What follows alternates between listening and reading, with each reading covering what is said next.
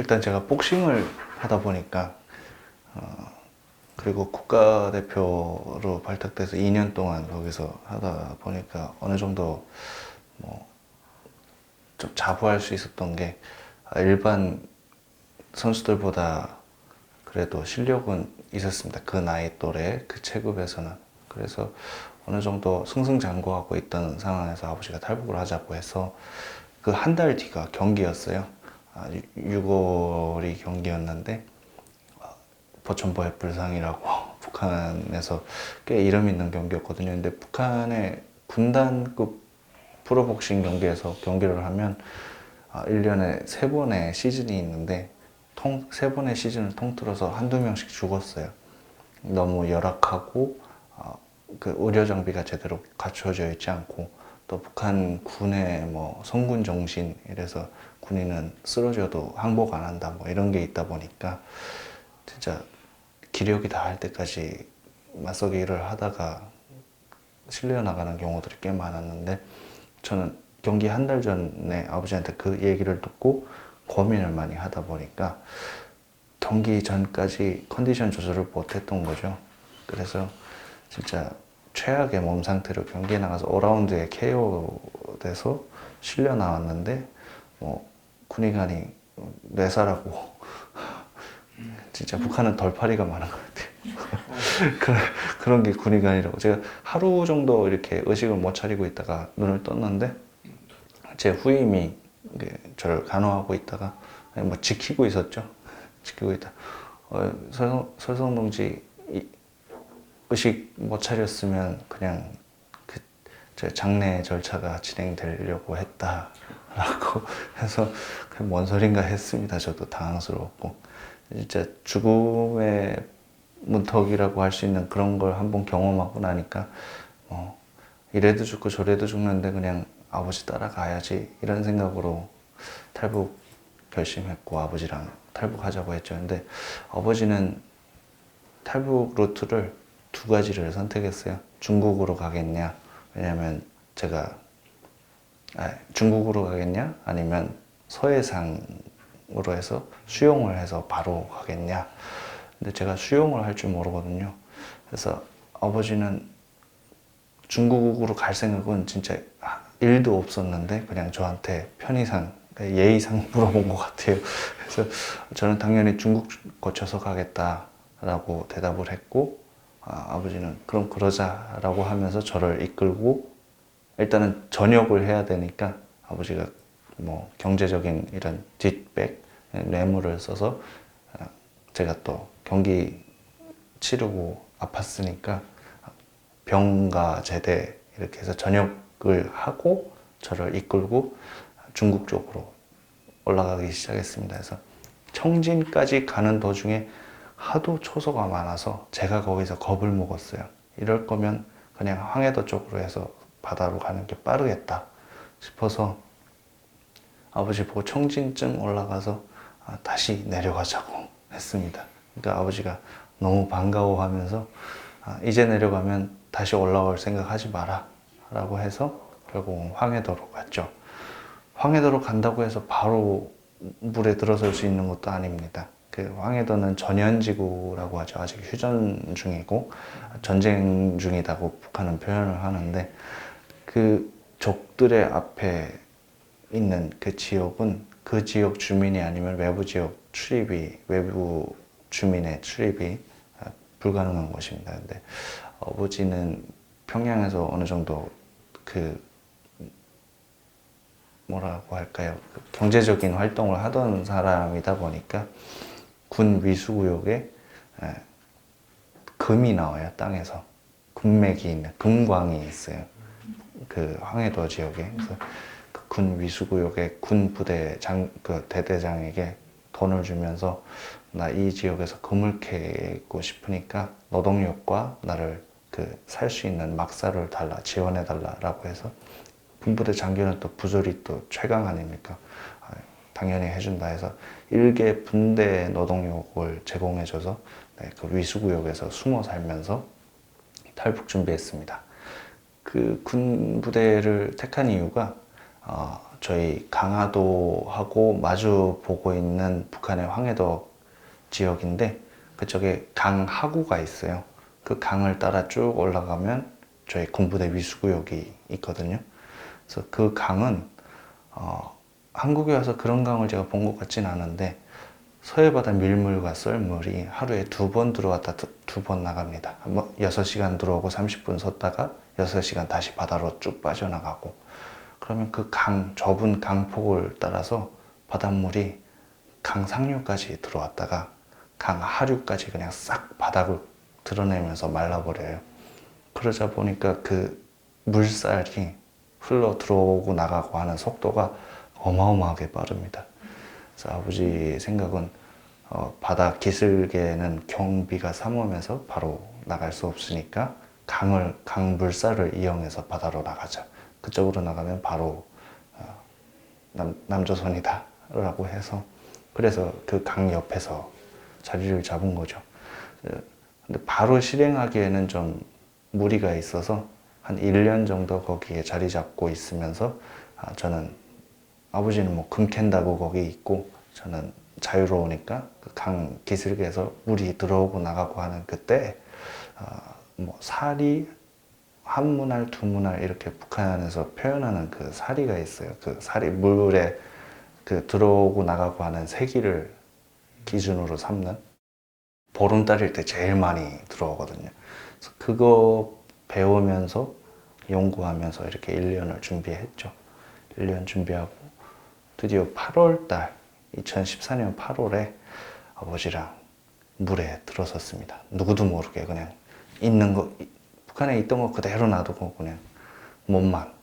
근데 제가 물에 뜨지 못하니까 자전거 타이어에 들어가는 얇은 튜브가 있어요. 큰 튜브를 사용하면 되지 않냐 하는데 그 큰 튜브는 물에 드러나잖아요. 그러면 노출돼서 발각이 되죠. 강 하류의 양쪽에 황해도 개성 개풍과 반대쪽은 황해도 배천 양쪽에 초소가 있는데 그쪽 초소의 임무는 강으로 내려가는 생명체는 살아서 남쪽으로 보내지 말라라는 게 그 임무래요. 그래서 그쪽으로 나가다 들키게 되면 바로 사격을 받고 사살되기 때문에 물에 잠겨 있어야 되잖아요. 그래서 자전거 타이어 튜브를 몸에 감고 한 3개씩 감으니까 딱 얼굴만 물에 드러났어요. 그래서 8월 13일에 아버지랑 같이 밤에 물이 딱 돌아선 다음에 들어섰죠. 들어서 물살 타고 쭉 내려와서 바다로 나서니까 해안등 그 대한민국의 해안등 강화도부터 쭉 펼쳐진 해안등이 여기 와서 알았는데 50m당 하나씩 해안등이 설치되어 있더라고요. 그게 거의 등대처럼 환하게 이렇게 빛이 비쳤죠. 그 해안등을 바라보면서 열심히 팔을 저었는데 아버지는 그 중간 그러니까 물 들어서서부터 저체온으로 인해서 의식이 들락날락 할 정도로 그렇게 추웠고 8월인데도 물은 뭐 계속 오래 물에 잠겨 있으면 아무래도 체온이 빨리 뺏기니까 그 저체온으로 많이 힘들어했고 제가 막 끌어잡고 이렇게 떠내려 왔습니다. 오다가 그 해안등을 보고 열심히 걸어오는데 앞에 갑자기 해안등이 가려지는 거예요. 가려지더니 바닥이 딱 발에 밟혔습니다. 그래서 아버지 이제부터 저기까지 걸어가면 되겠다 라고 해서 아버지 부추기는데 앞에서 하얀 백사장 같은 게 우리 쪽으로 다가오더라고요. 그래서 저게 뭐지? 우리가 저렇게 빨리 걷나? 아니면 뭐 서해에 저렇게 뭐 백사장이 있나? 이런 생각을 했었는데 그게 물이 돌아선 거예요. 6시간 지나서. 이제 다시 북한으로 물이 들어서기 시작한 거죠. 그래서 그때 아버지가 그걸 보더니 물이 무릎을 척 하고 치더니 어느 순간부터 이거 뭐지? 라고 뭐 생각도 못 하는데 그냥 쑥 하고 물이 불어올라서 몸이 떠버렸어요. 북쪽으로 다시 들어가는 거고 아버지가 나보고 이제는 할 수 없다. 피값이라도 하고 죽자라고 했습니다. 원래 그 준비를 할 때 그 장마당에서 칼을 하나씩 사가지고 몸에 지녔었거든요. 나중에 북한 경비대에 발각되면 피값이라도 하고 죽자, 이렇게. 그냥 죽을 수 없다. 그리고 잡혀 들어가면 진짜 험한 걸 당하니까 자결하는 걸로 하자라고 생각을 했었고, 그래서 아버지가 그 이야기를 하길래 아니 아버지, 저기 해안등이 처음 나왔을 때는 그냥 다 보였는데 뭔가 저 앞에 섬이 있는 것 같다. 해안등이 가려져 있는데 저기 섬이 있다라고 하니까 아버지가 절대 섬이 있을 수 없다. 서해바다 이쪽에는 강화도, 그 남쪽 섬 강화도하고 북한의 해안밖에 없다. 무조건 저거 섬이다라고 해서 제 말 믿어보라고 해서 열심히 앞으로 전진을 했죠. 전진을 해서 보니까 진짜 절벽이 막았었어요. 물이 그 절벽에서 쭉 떨어지는, 폭포처럼 떨어지는 소리 들리고 이게 뭔가 해서 그 벽을 짚고 이렇게 옆으로 가다 보니까 골짜기가 나오더라고요. 그래서 골짜기에 올라서서 쭉 올라왔는데 그 절벽 높이가 한 6m 정도 됐었고, 올라와서 보니까 갯벌이, 감탕, 갯벌, 서해 갯벌이 쭉 펴진 거죠. 나중에 알게 됐는데 그 북한 쪽으로 이렇게 소용돌이 쳐서 바닷물이 이렇게 다시 들어가다 보니까 벼랑처럼 깎여가지고 갯벌이, 그래서 절벽처럼 섰던 겁니다. 그리고 북한 쪽으로는 모래가 섞인 감탕, 그 진흙이다 보니까 딱 좀 단단하거든요. 그래서 그렇게 절벽처럼 서 있을 수 있었고, 저희가 올라서서 발목까지밖에 안 빠졌어요. 그래서 아버지랑 편하게 걸어왔죠. 해안등 보면서. 근데 점점 남쪽으로 오면 올수록 감탕이 묽어졌어요, 진흙이. 그래서 허리까지 빠지고 더 이상 못 가겠다 싶어서 소리쳤죠. 살려달라고 막 소리치니까 해병대에서 이렇게 대기하고 있다가 우리 이렇게 주시하고 있었나 봐요. 바로 안내 방송을 했습니다. 여기는 자유대한민국입니다. 귀신하실 의사가 있으시면 남쪽 방향 해안등을 바라보시고 다가오면 저희들이 안전하게 구출해 드리겠습니다 라고 안내방송 계속 했죠.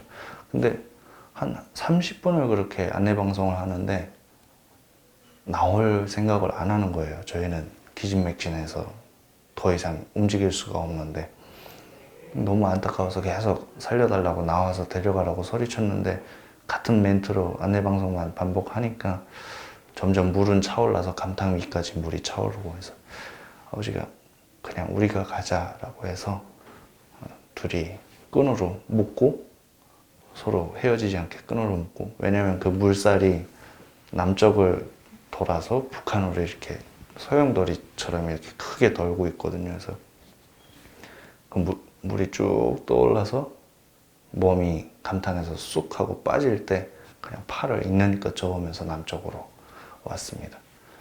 그래서 진짜 그 방파제가 그 강화도 옆에 교동도로라는 섬이 있는데 그 섬을 가보면 돌담으로 쌓은 방파제가 북한 쪽을 향해서 한 10m씩 이렇게 쭉쭉 뻗어나와 있어요. 그게 한 10개의 방파제가 있는데 제일 마지막 방파제가 북한으로 한 15m 정도 제일 길게 나와 있거든요. 저희가 한 세 번째 방파제 앞에서 막 거기서 물에 휩쓸려서 열심히 이쪽으로 오려고 팔을 휘저었는데 계속 쓸려서 북한 쪽으로 가다가 진짜 마지막 방파제가 좀 길게 나와 있다 보니까 그게 물이 와류되면서 남쪽으로 이렇게 저희를 쑥 끌어당겼습니다. 진짜 그거 놓쳤으면 북한으로 다시 갔죠.